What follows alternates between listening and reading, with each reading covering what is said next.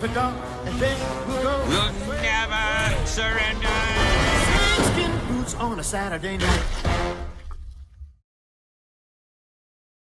This November will mark the 10-year anniversary of not only one of the most iconic zombies maps of all time, Shadows of Evil, but also one of the most iconic wonder weapons of all time, the Apothicon Servant, also known as the interdimensional gun in the file's codename. Alien gun, or just the ID gun for short. Packing all of the power of the already fan-favourite tactical grenade, the Gersh device, the Apothicon Servant took the offensive capability of that black hole bomb and put it within easily one of the most unique designs of any weapon we've ever wielded in zombies history. Not just a weapon, but a living, breathing creature enslaved in service to the Apothicons, and more than happy to assist us in destroying its former masters. But what if I told you that at one point in time, this incredibly unique wonder weapon was even stranger, with some of the most in-depth and complex mechanics that would have ever been present in zombies? Well, strap in for a very weird video as we explore some new insights discovered in a recent developer leak.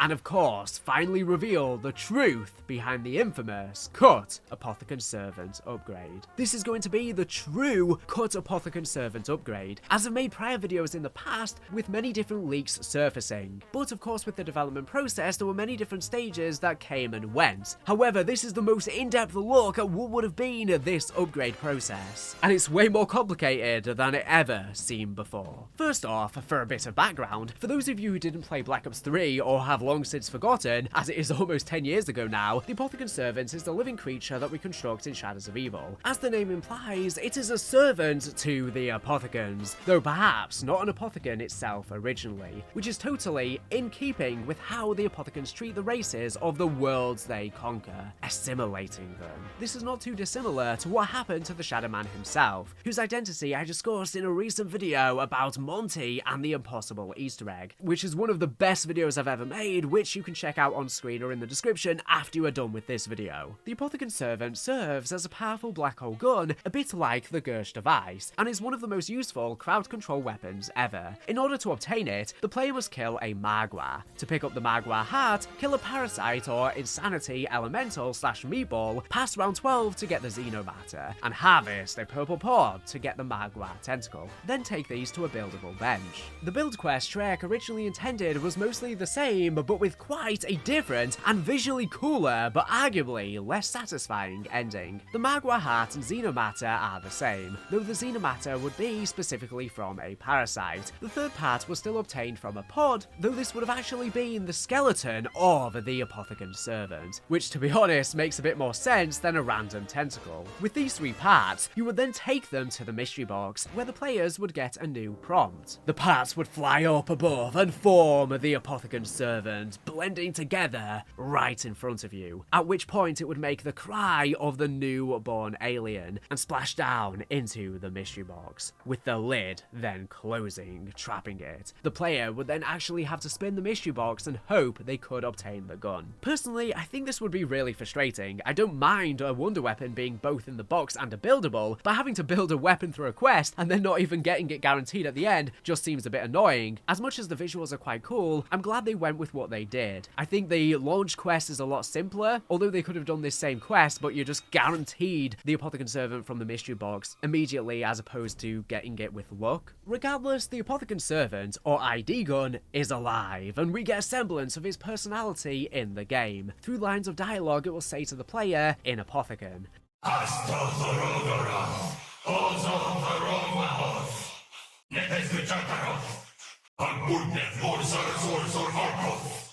The most commonly heard ones are upon the first raise of the weapon, where the ID gun will actually introduce itself in the Apothicon language, saying, Abergnerth. The gun's name, since there were multiple you could get, and then Zorakov.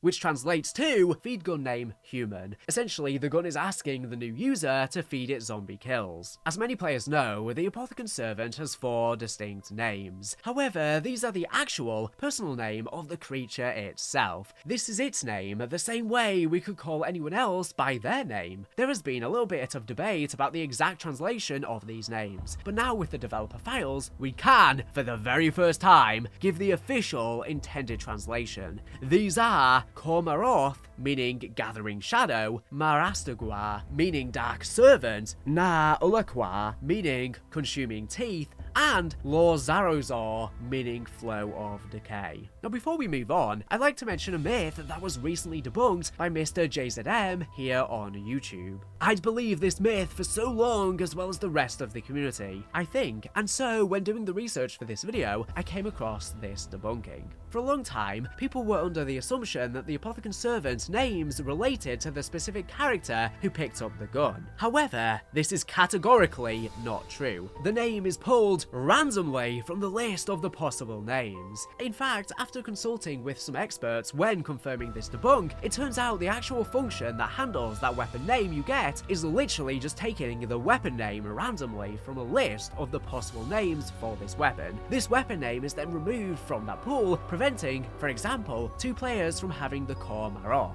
While this is interesting in of itself, this was actually the first layer of an extremely complex system that intended to give the guns an entire personality of their own. The idea behind assigning the weapon name randomly, then removing it, was to make the gun truly feel like a unique, living thing with its own personality. If you play Shadows of Evil today, this is where this feature begins and ends. As some older Zombies players watching this video may know, during a period of time when players could glitch the game by interacting with the Pack-a-Punch when swapping weapon from the Apothicon Servant to your other gun, it would allow themselves to Pack-a-Punch the Apothicon Servant. This was quickly patched after launch, which sparked all of the hunting, especially from Noah J, where he did practically 2 months straight of live streams trying to find it. But in doing this glitch, the name of the gun would change slightly, with Abgwaoth being added to the end of the gun name. This is just Apothicon for powered up, since it's upgraded, but that was about it for the names. This, however, was not the original intent, and not even the original Pack-a-Punch name. I hope you're ready for things to get insane very quickly, as I was honestly quite blown away that these next parts were even considered for being a possibility for zombies, as they are so in-depth and out there. When a player initially constructed the Apothicon Servant, it wasn't just going to pull a random name from a list, but it was actually going to do 2 other things first. At the moment a player interacts with the gun, the game would assign the gun a binary gender. We'll say male and female to keep things simpler. And then an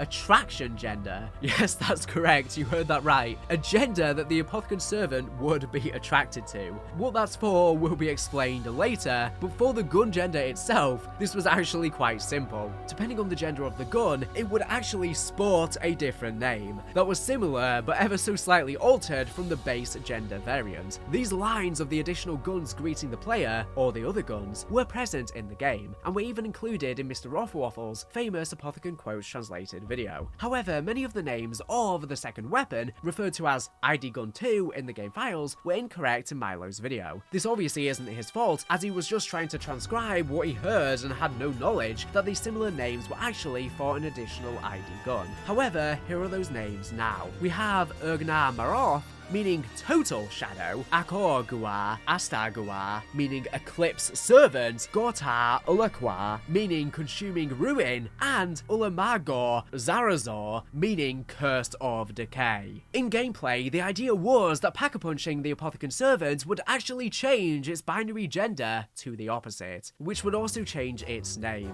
So for example, if you built the Apothicon Servant, the game's internal RNG random number generator decided that you had drawn the second Apothicon Servant from the list of 4. The game would then additionally decide if it was male or female. Let's say if the player got male, if we look at the list, we can see that it's the Ma Astagua. Now, the player would be able to go to the Pack-a-Punch machine, Pack-a-Punch the Apothicon Servant as you would a normal weapon, and thus the player would receive the female version of that weapon. If we look again at the list, we can see that's the Akorgua Astagua, which would additionally have a boost to its mag size. Equally, say if the player received the female gun upon building it, let's say gun number 4, so the Ula Magor Zarazor, when pack-a-punched, it would become the male Lor Zarazor and receive the mag boost. God, if this made it into the game and released today, I have no idea how people on the internet would respond. But in the release version of Shadows of Evil, you could pack-a-punch the Apothicon Servant, albeit through a bug, and you would receive the gun with the mag boost, though not with the opposite gendered name. Instead, if we use the Ma Astagua example again, the players would pack-a-punch it and receive the Ma Astagua Abguaoth,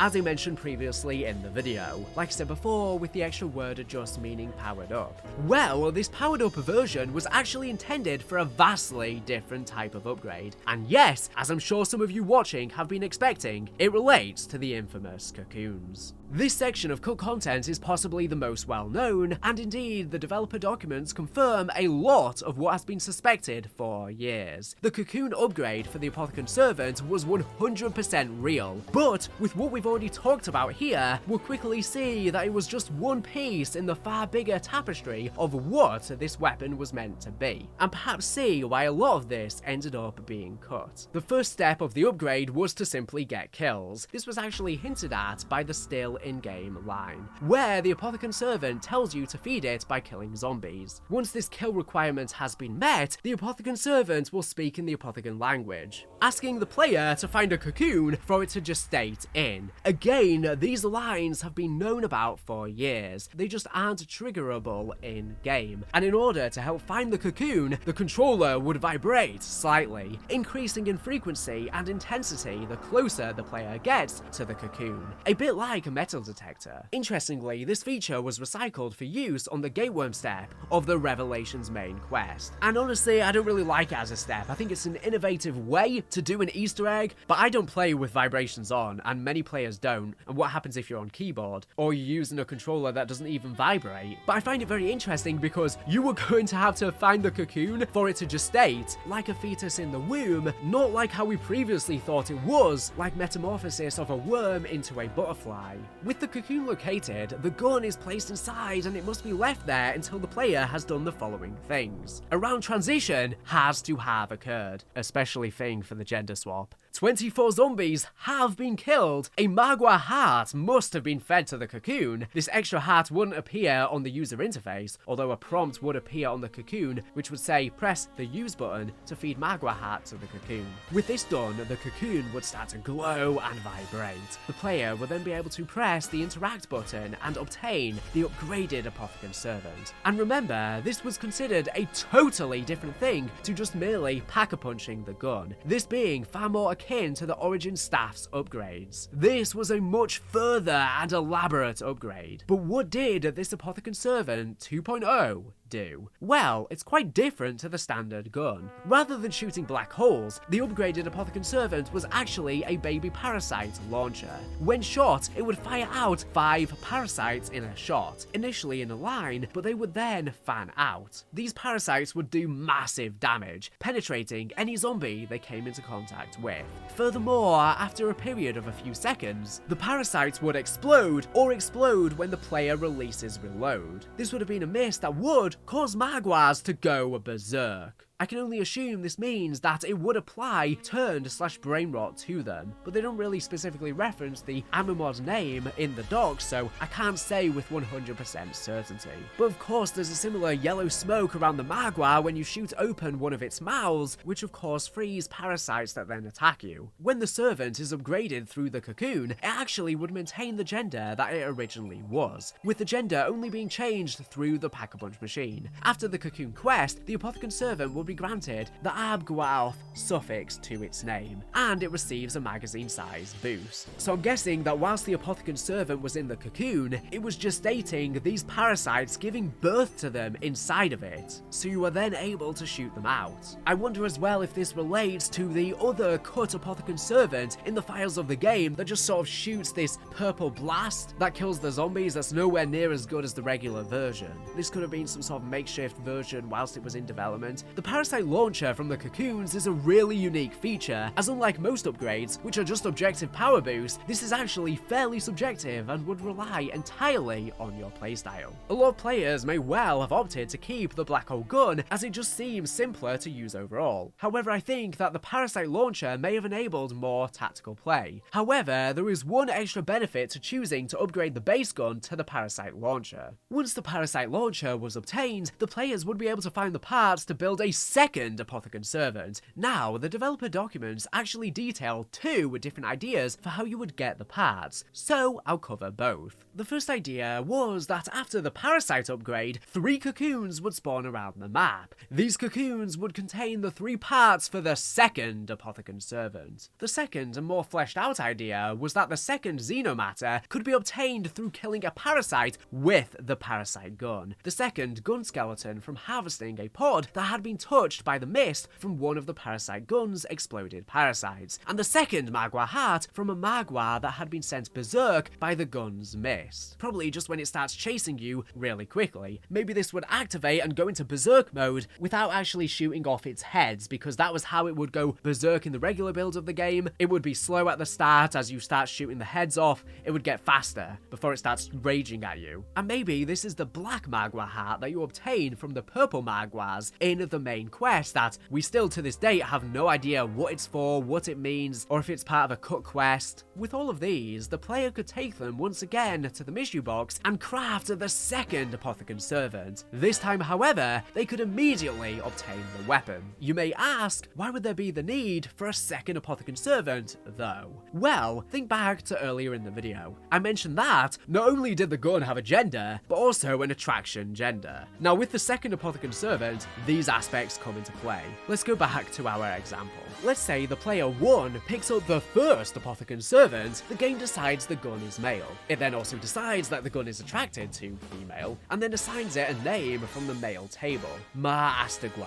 They upgrade their gun via the cocoon. Then player 2 builds the second Apothicon Servant. The game decides it's female, with a male attraction gender, and picks a name from the female table, let's say for example, Gota Ulaqua. These guns are now attracted to one another, and will begin to let out a mating song when nearby each other. This lets the player know that the guns are compatible. Now, when nearby, the guns are considered as having affinity with one another, and this enables them to do special combination attacks. In our example, the players have 1 Parasite Launcher and 1 Black Hole Launcher. This means that, when fired together, the 5 parasites from a shot would fly into the black hole, then 10 fly out 360 degrees around the circle, dealing damage to all the zombies not already caught in the black hole radius, then exploding into the deadly mist that will turn Maguas to rampage. This is obviously exceptionally powerful, but what about the other 2 combinations? Well, a Parasite Launcher plus Parasite Launcher would cause the parasites to begin spiraling together, doing even more penetration damage to zombies in this large spiral radius, before exploding into the deadly mist. Finally, a Black Hole Launcher plus Black Hole Launcher would cause the 2 black holes to merge into one, doing even more damage to Maguas, possibly killing them outright, which would be a good way to deal with the large quantities of them that you can compile on larger rounds. Now, we can understand why Treyarch intended the Pack-a-Punch to change the binary gender of the gun to whatever the opposite was. If the guns weren't attracted, a player, or possibly both players, could simply Pack-a-Punch the weapon in order to achieve the correct combination of gun genders, as the attraction genders didn't change, and they would then be gay, I guess? This introduces another really unique gameplay element not really seen, where a player may actually be incentivized not to Pack-a-Punch their weapon, depending on how they want to play. Now, it may seem confusing how you end up with 2 black hole guns in the same game, given you seem to have needed the Parasite Launcher to get the second Apothicon Servant. I'm not entirely sure, but it's worth remembering these ideas weren't completed, and they were just concepted, and some aren't described in much detail in the documents. I suspect that the idea was probably that the Parasite Launcher was almost like a small side Easter egg, and the second Apothicon Servant could be obtained independently. Or perhaps they would have sought to implement another side Easter egg to turn a Parasite Launcher back into the Apothicon Servant. If nothing else, a player could then intentionally lose the Parasite Launcher and obtain a new Apothicon Servant from the box. With that being said, it's worth bringing up the final feature that factors into this system. In the developer document detailing this, it appears they had already decided to cut this feature, which makes sense given the fact it's actually quite sad. If you had had two Apothicon Servants that were bonded, and one player bled out and lost their Apothicon Servant, the one remaining weapon would go into a period of mourning. This would last for half of the number of rounds the guns were bonded. For example, if they were bonded for 14 rounds, the one remaining gun would be mourning for 7, and during this time it would take a slight penalty to its base damage, also equal to half of the number of rounds the guns were bonded for, the penalty lowering each round until the gun was out of mourning. Most importantly, even if another player got the other Apothicon Servant out of the box, the gun that remained cannot bond with this new one until the mourning period was over. Not only would this have been frustrating for players, but it's actually just a bit of a downer and quite weird. Not really what you want mid-zombies match. But what do you think of all of these ideas? Do you wish these features got fully fleshed out? Or do you think that overall the more simplified system we ended up receiving was much better for gameplay? My personal opinion is, this stuff is absolutely wild. I absolutely cannot believe Treyarch were considering this in any capacity. It's by far the craziest thing that I've read going through all of these Treyarch documents. We have joked about the Apothicon Servant and how you fist it in game for years, and all of us say it's just the weirdest weapon ever, and we find it hilarious. But it was actually going to be so much stranger. That is merely just penetrating the surface. Sorry for the pun. I just absolutely cannot believe this, and honestly, with the current state of the world, like I said before, if this released today, the backlash they would have received would have been paramount. Like, we could not even fathom it. It's no wonder none of this stuff made it into the game for two reasons. First, in terms of the storyline sense, I actually like some of this stuff. I think it's really interesting that it's an actual animal with personality and feelings, and I like the idea of putting it in a cocoon and even causing them to mate. Kind of works, but I think it's a very complicated process. I think this is definitely the reason it didn't make it into the game. This is extremely complicated. We have so many different alternative solutions to how you could essentially get a version of this weapon, and it feels more like something you would get in an RPG. It's definitely out there, it's very creative, but I think it would have really deterred the gameplay because it would have held back the flow of the games. It's just, like I say, way too overcomplicated. Most people wouldn't have even used, I think, the majority of this content, and I think the elements of how you can combine them together in multiplayer games, whilst I think it would be creative and fun, I'm not sure how many people would use that either. It doesn't seem like something you would commonly use in your game, as it's such an arduous process to even get there to begin with. And the combinations of effects would be a bit difficult to remember, probably. Imagine if all of this stuff made it into the game, and us YouTubers were trying to explain it. It would just get so confusing for people. Now, whilst I think a lot of this should have been scaled back, I still do believe they should have had an upgraded Apothicon Servant in the game. I think they should have done something similar with the cocoon process. I think the process with detecting the pods to where the nearby one was vibrating should have been in the game. I think you should put the Apothicon Servant in the pod, and then you could grow it into the upgraded Apothicon Servant. I don't think you should cause it to become pregnant with parasites. However, I think there should have been a similar upgrade process to this, a simple upgrade that also feels alive, because that's the best thing about this wonder weapon and the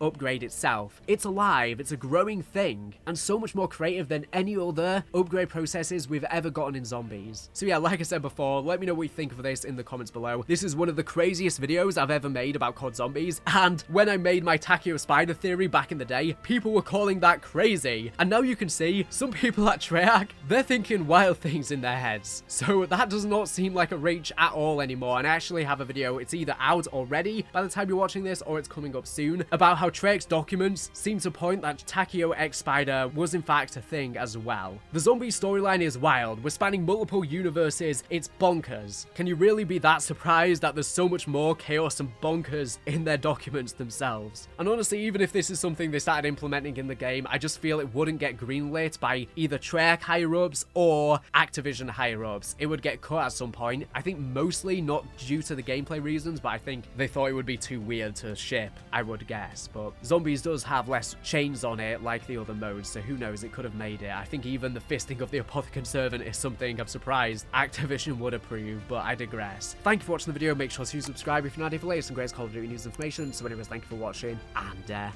bye.